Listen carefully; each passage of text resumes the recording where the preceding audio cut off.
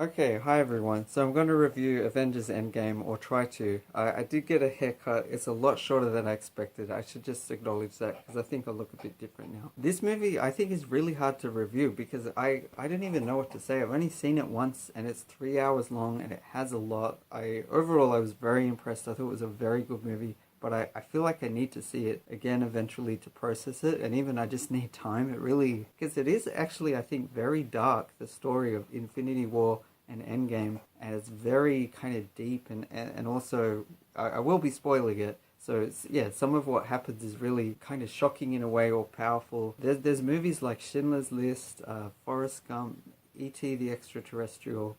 I forget other movies as a kid that, but at different points that just like really kind of affect you deeply. There's something just that hits you. They just touch on something about life or the experience of living that's just profound.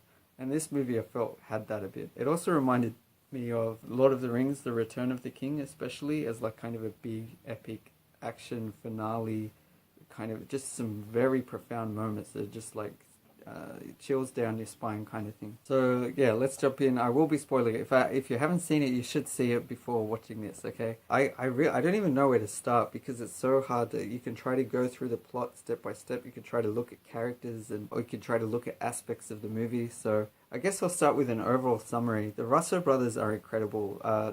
Winter Soldier, I think, is one of the best MCU movies. Civil War was very good, and then Infinity War and Endgame, I think, are on par with each other. Really kind of part. It's kind of a two-part film that's just epic and really just crazy. A bit like maybe Kill Bill Volume 1 and 2. And I feel like there's a few other movies, even the Lord of the Rings trilogy, because they were kind of filmed together and then released 1 year at a time. I really hope they do more Avengers movies because it was incredible, just epic. And Thanos as a villain in particular was just amazing, and the number of characters they put in together and give really significant parts. I liked the balance between Infinity War and Endgame, like the tones shift. I think it's done masterfully, like really well. And I also think all the characters get a lot of moments to shine, and the comedy is really, really good. It really works.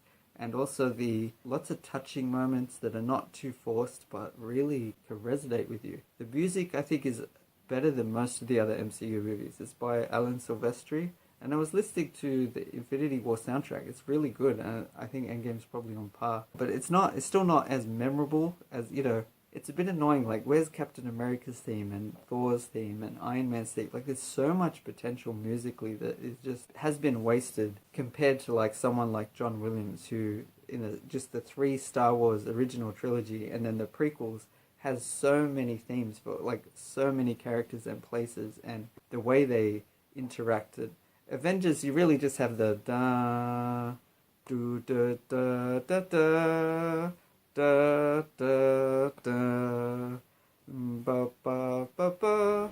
At least this one, Infinity War and Endgame, they kind of have music for Thanos. You can hear it's just kind of low, da, da, like kind of brass, ominous. It's very hard to imitate. Okay, let's jump in. Yeah, the start of the film, overall, the feeling of loss and confusion, I think they do really, really well. I think it's very powerful because Infinity War, the snap, it didn't feel real. You're just like, oh, okay, sure. So half of them die. Like, they'll turn that, they'll undo that. There'll be something, you know. You treat it as kind of frivolous. It's like, okay, wow, that's kind of epic that the bad guy won, but you don't sense the gravity of it. Endgame, you feel the weight of that, and in a way, I feel like I wasn't really ready for that. I think I'm still processing it, like just trying to imagine like half of all life, like a war, you know, even World War II or something devastating, you know, millions of people get killed. It's still, you know, it might be 5%, 10% of a country's population, if that, and that's the countries involved. Other countries, you know, like Australia might have lost tens of thousands of soldiers or something, but we have millions of people. Like, it was not, most of Australia was basically fine overall. I'm not trying to diminish it, but it's not, but this is on a different scale. Half of the population of the entire universe, and including animals. And yeah, so it kind of dwells on that, but I think it works, it makes sense, it's important, so we connect with the characters.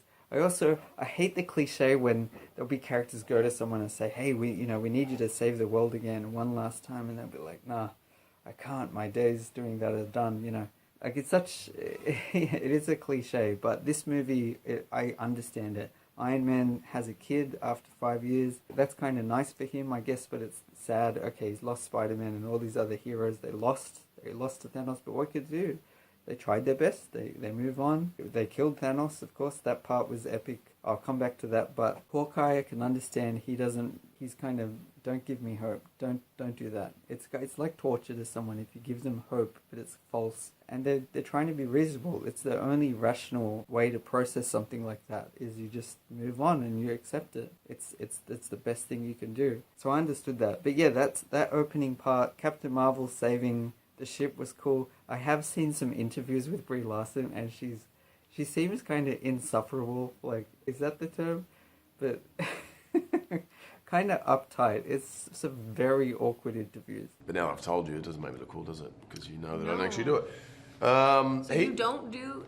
I do all my this is the stunts. thing. I did my stunts because I thought that's what everyone did. And Could then... Tom Cruise over here? No, I'll be the first me, not the next Tom Cruise. Thank you very much. Wow. Does Brie Larson sing? Duh! Why'd you have to Google that? Doesn't everybody sing? Would Brie Larson work out? Like, hypothetically, would I at some point? Is that like a personal attack or something? Or is that a request? Do you think I should?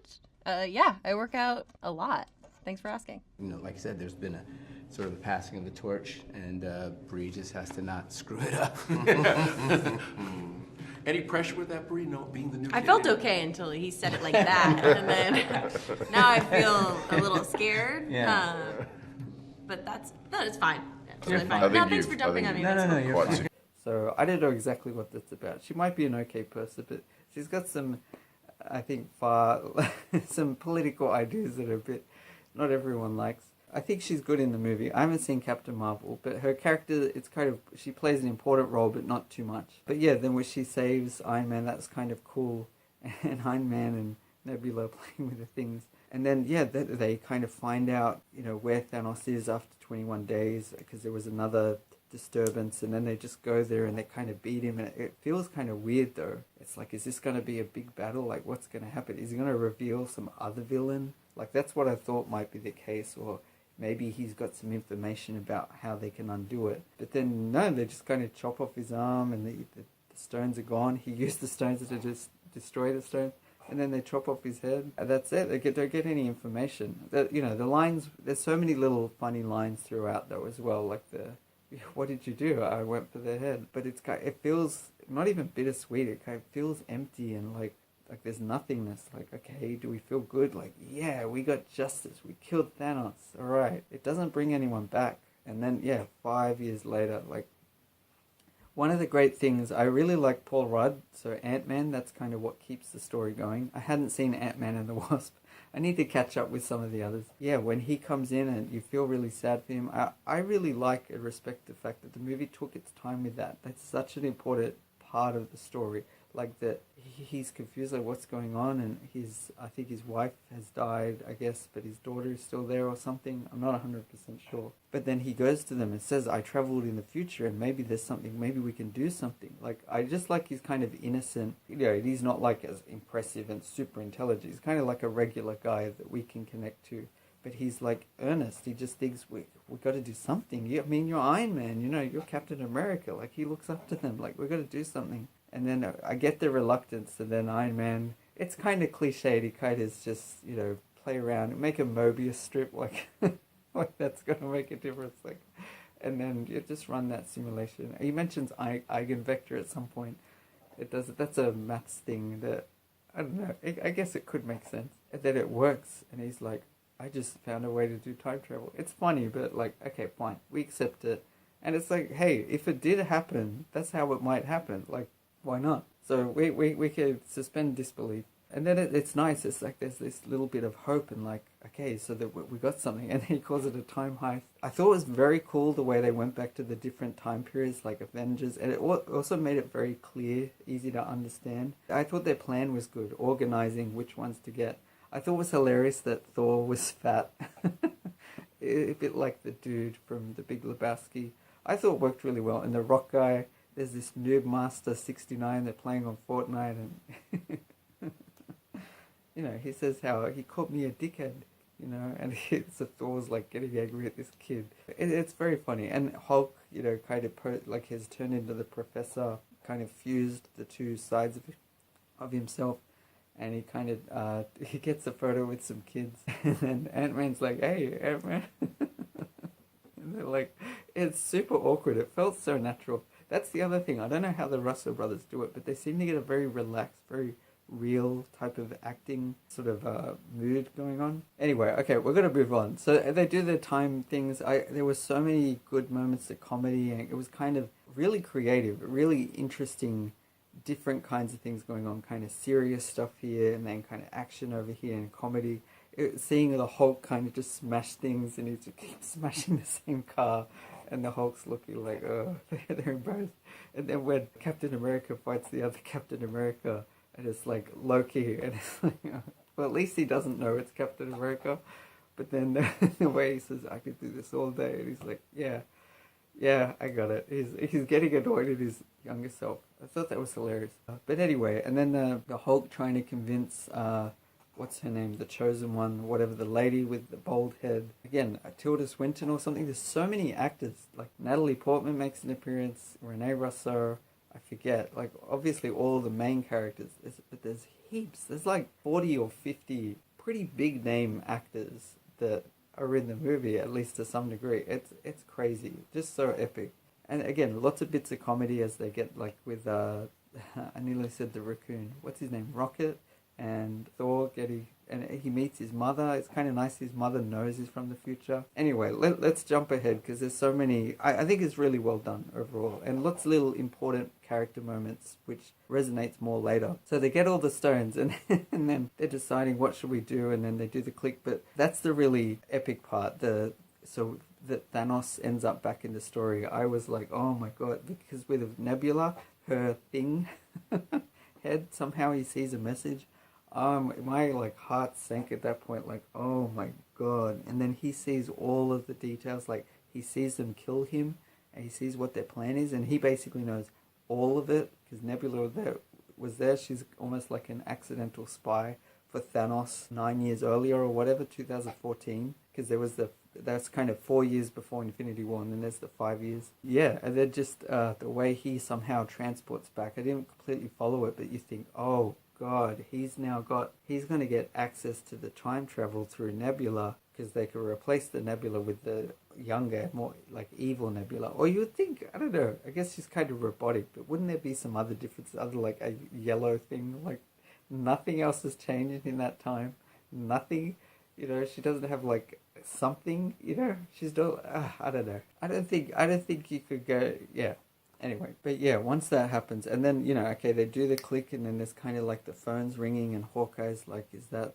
The stuff at the start with Hawkeye's family is also just insane. Like that was... And the way he's kind of playing with his daughter and touching her face and covering, and it makes it more tangible that there's touching, and Iron Man's, you know, very nice to his daughter, the 3-year-old, like they have a connection. I love you 3000. There's so many. That's one of the things I think the Russo brothers are good at. They're true to the characters, whether it's action or some kind of epic moment or a personal moment or a comedy. It's all true to the characters. It's things that they would say and do in those situations. I just remembered the part with the Hulk going down the stairs. He tries to get in the elevator. There were parts like that were just completely hilarious. And he's going to, oh, more stairs. Oh. Yeah, it was like a bit like a comedy with parts where they're trying to get the stone, the square one, the space stone, and then Loki ends up with it. So some of it's a bit confusing, but I think it works. But it's very epic. It's very ambitious. They're trying to do a lot of things. Anyway, so let's jump ahead. So then they do the click by Hulk and his arm, but then they don't even get to find out if it worked or not. You have this weird sense of, did it work? Oh, I was actually confused with the snap. Like, what are the rules? I thought it destroyed half of, you know, like, but I guess it sort of does what you want it to within some limit of power. But if you want to bring everyone back, you can. Because Thor later on at the, Iron Man clicks it to kill all of Thanos and the bad guys. But yeah, the fact that Thanos just immediately then has somehow transported there, maybe via a mini ship, but then he just attacks them and just destroys the Avengers thing, like, that's epic. And then just comes down and transports down, and then he's just sitting and tells Nebula to go get the things. And, you know, Hawkeye grabs the thing, and then the space dogs are coming. And then that epic part where Thor, Captain America, and Iron Man fight Thanos one-on-one, like, was epic. Now, I want to comment here. Some people have said, oh, it's stupid because Thanos was more powerful without the stones. I don't think that's true. You look at Infinity War, right? He was very powerful even at the start. He beats Hulk without even using the stones. When he uses the stones, it feels more like he's just playing with them, like they're toys. He doesn't need them. He's often just say, hey, if he's got them, he may as well use them.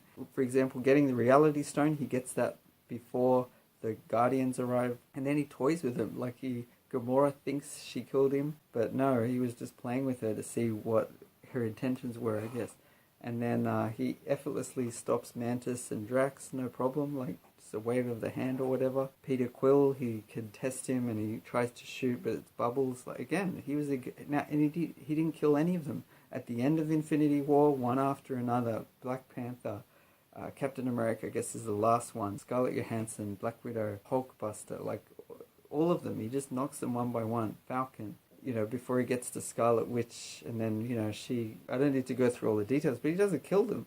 He could have killed all of those people, but he doesn't. And for the most part, he's not using the stones that much either.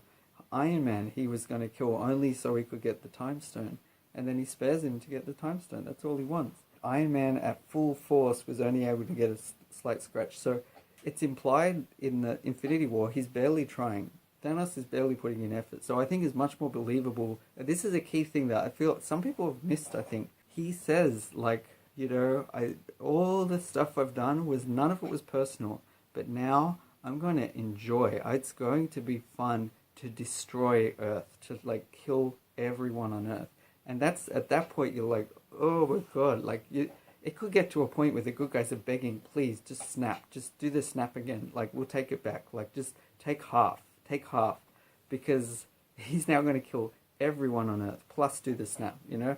It's like, so that's what I mean by it's dark, it's very scary, and he's very formidable, and he's got that spinning blade thing is very cool, but then, yeah, seeing Thor fight him with the electricity, and I don't know, they're kind of, I guess he's angry and he does have the history and the power, but he's a bit overweight. I don't know if that matters much.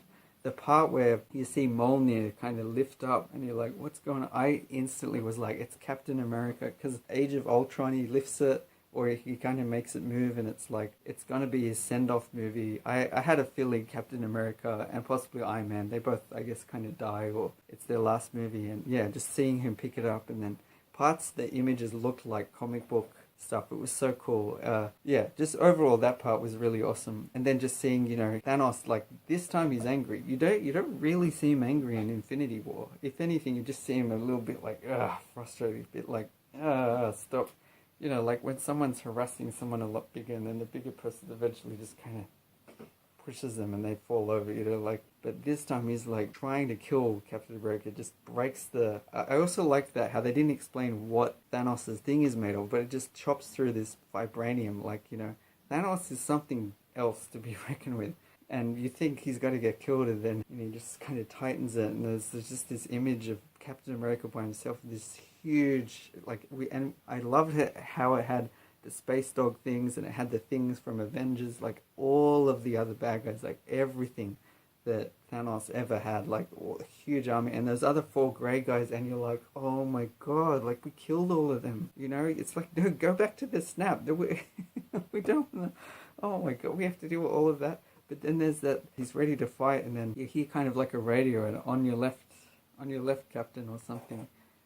And oh my God, and then the portal that was a moment, like, few movies can match that. I don't know if any movies, like, very few movies come close to that kind of moment of, like, just spine tingling, like, the snap worked and they're coming back. Oh my God, it's Black Panther, and then Doctor Strange and Spider-Man, the Guardians, like, oh my God, and then the not just superheroes, but the army, like the Wakanda, what do they say? I forget what their saying is, and the other kind of Doctor Strange people, I don't know what they're called, but all the orange stuff, like, oh my God, that was epic. And just seeing, so you got this huge bad guy army and huge good guy army, like, this is it, this is the big showdown. I did think that part could have maybe played out a bit longer. Like, it was epic, it was very cool, and the focus was on Thanos and other things. Again, I think the way the action was handled was great. That was one part, because it was 3 hours long. I thought the movie could have been even longer. That part could have been longer. The Lord of the Rings movies are 3.5 hours long each. If it's that good a movie and that epic, there's no problem. You could go a little bit longer. That part, I thought there could have been more. It was very cool seeing Ant-Man kind of enjoyable punch these things. And a lot of the little details were cool. Obviously, the ones that were brought back, we didn't see that much of, but Spider-Man gets to do a bit. The Guardians do a bit. They mainly did a bit of comedy, but it was very exciting, but also kind of very moving, like to see they're actually back.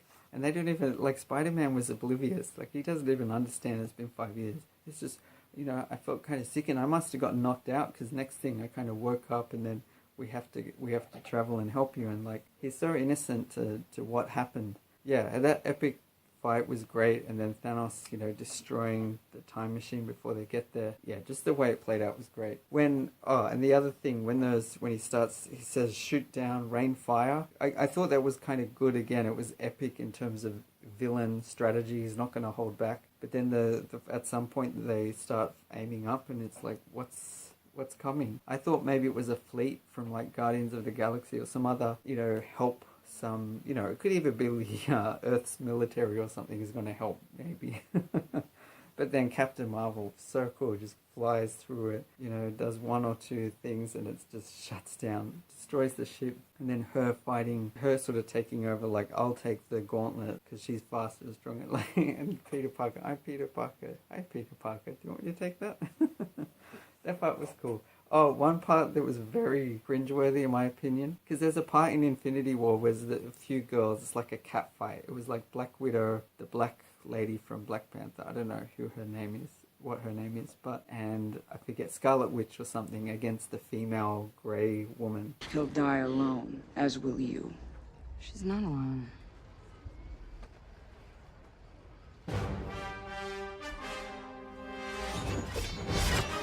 Phoenix? What's her name? It was a kind of a cool name. I thought that was kind of cool. It's like coincidental. Like, you could believe it, and it's kind of like, okay, girl fight. Like, alright, fine. But this one was just like stupid. Like, Pepper Potts. I thought it was kind of cool that she was like Iron Man too, but like, when was that established? And it kind of cheapens it. It's like, well, then anyone could be Iron Man. Like, you know, can I get a suit and I can just instantly master it and fight alongside other superheroes? Like, does she have any experience in fighting and stuff? Like, anyway, so she's there, the Wasp, the girl on the unicorn horse thing, I forget her name, Valkyrie or something, like the Ride of the Valkyries, and just all these women. Like, why are all the women in one spot at a time? And I was like, oh my god, it was a very short moment, but it felt very forced and just like, ugh. But I find that so coddling, like that, it's so, you know, you don't have a moment like that of men, of like, oh, Thor, Captain America, Iron Man, Hulk, oh, it's all the guys together, wow, it's a guy moment, it's manpower, like, you don't need that. Hulk by himself is already, like, cool and tough. Captain America by himself, you know, each character is, so, the fact that you do that for women suggests women are somehow weaker and need a special moment to get, like, it's cute, and it's like, if you respect women, you don't need that. You're like, no, I just like Black Widow because she's cool. Oh, I guess she wouldn't be there. That part was very sad with her and Hawkeye. It was kind of funny how they kept outdoing each other. Like, you're not sacrificing, you're not. I thought for sure Hawkeye, once he did the arrow and then started running, I was like, no, not Hawkeye. His family's gone. But I was like, he's such a cool, sacrificed himself, it's a good end. And they can't kill Scarlett Johansson. I've heard maybe she'll have a solo movie, but then someone jumps off and grabs him, like they're both gonna die. But then she does the wire, like, oh man. But it was powerful, it was unexpected, so I thought that was kind of cool, but I guess that it had to happen. It's funny though, like, couldn't Captain America, he returns the stones at the end, like, couldn't he return it and be like, oh hey, you know, Red Skull, it's weird, and you know, we fought before, here's the stone, can you now bring Black Widow back? Or maybe he even gets a choice. Okay, you could bring back Black Widow or Gamora. He's like, who's Gamora? It did seem funny. I was joking with my brother with Doctor Strange, like the 14 million combinations, like couldn't he? It seems like there were other ways that they could have won. And we were joking how he was only coming up with ways where he looks good, or where his enemy, like he didn't like Iron Man much, so he's looking for I want situations where Iron Man dies, so he kept skipping. Oh no, that's we win in that, but that's not. I don't count that. So he looked at 14 million possibilities. He found one where he survives and where Iron Man dies, where people he doesn't like die.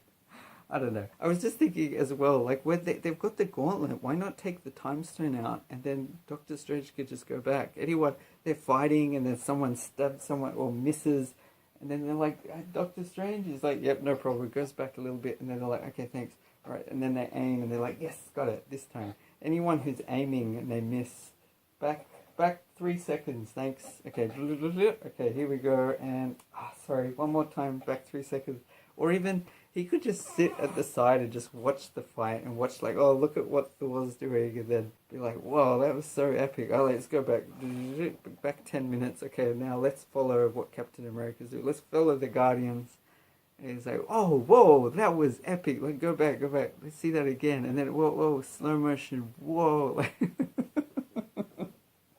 And then at some point, someone would be like, yo, Doctor Strange, what are you even doing? You're just sitting there. He's like, well, oh, sorry, I'll help. And they're like, wait a minute, have you been rewinding and watching this again and again? It's like, no wonder. It feels like we've been doing like this like 20 times. You'd be like, well, actually 50, but there's so much potential there. But no, I just mean in terms of plot, like the bit with Nebula, because the main thing that messed them up was Nebula's mind thing. And did none of them think of that? They kind of had a lot of time to play with. They had 5 years, so it's not like they could have spent an extra few weeks organizing, and Nebula could have said, well, I do have a head implant thing, and my dad has access to that, and it's possible that the other Nebula could, would that be a bit of a liability? And the others could be like, yeah, that could be a bit of a liability, right? But they never thought of that. But it's also, when they end up fighting Thanos, Iron Man has a line about something like, that's what happens when you mess with time. It's like, no. It's like with Jurassic Park when, that's what happens when you meddle with nature. No, you had a very specific problem with the programmer who betrayed you, who was corrupt, and who took down the security and messed everything. And it's not just, you shouldn't meddle. And it's like, it's the same. It's not just, we played with time. It's like, no, Nebula had a connection that helped Thanos find out. That was the only thing. That's the other thing. Like, why did they do all the time travel trips at the same time? They could have done like a few at a time. Or they could just take, okay, Captain Marvel, Hulk, say Captain America, Iron Man or something. Pick your 3 or even 2 or 3 best, strongest Avengers. Send them back to this time, come back, double check, okay, did you get that stone? Yep, alright, now let's go get that stone, or these stones. Okay, we got that. Okay, now let's do that one. Go back and forth, and, just kind of do things one at a time. Because in the end, they really did mess around with time. They changed so many things. And it does get confusing, because it seems like there's a Gamora now that's kind of in the ether, because she kind of came back in time, but I guess didn't travel back. Or it's like now she's in this timeline, and that seems to happen for a couple characters. Yeah, so like I thought it was an epic movie that it was very satisfying, the overall structure and the stakes and the way Thanos gets back involved and fights them, and then just the final snap and the fact that it kills Iron Man was sad. It was kind of the way Captain America, I guess it's kind of nice that he spent the rest of his life with his beloved back in, I don't know, the 40s or 50s. But it was confusing in terms of like, wait, hang on. They make fun of Back to the Future and these other time travel movies, but it's probably got a lot more plot holes than those movies. But still, I think it works. And that was kind of a nice send-off, I think, for Captain America 2, that he gets old. I thought Bucky might have been better to pass on for the Captain America, because he's got the arm and he's got sort of the similar histories out of time. And Falcon's kind of got his own thing. He's got the flying and the, shooting. So I mean, they're both, I can see they're friends and there's kind of their camaraderie, but it just felt like Bucky was more logical. But anyway, it is what it is. I don't know if there's much else to say. I thought it was handled very well. The main weakness, I think, is that big action scene was so exciting. It could have been a bit longer. We could have like really felt like the ups and downs and see the characters like nearly get hurt here and help each other and just see them shine a bit, like just pure action. Like just add another 10 minutes of action, like just nothing but action would be just so exciting. I mean, we see a bit of that and you don't want it to drag on, but I thought there was a lot more that could have happened there. That would have just brought it from, I mean, 10 out of 10 I still give it, but it could have been like, holy, like the best movie. It's, I think, a very good movie, but that would have been like, nah, best movie ever, just doesn't even matter. Yeah, okay, I can't think of anything else. I think, like, it's such an epic movie. I was very satisfied by it. It was very dark, sad in a way, and Thanos was an epic villain, like, very clever the way they did it. And yeah, considering all the complexity and how ambitious, I think it's very, very good. I was blown away. And yeah, they've set the bar so high. It was kind of cool that they didn't have a after credits sequence as well. Like, those are cute, but it was kind of nice. It's like the end of an era. But that kind of is exciting. It opens up, well, what's next? Who's the next big villain and where's the Marvel Universe going? I really hope Taika Waititi, who did Ragnarok, directs more, and the Russo brothers, they're just incredible.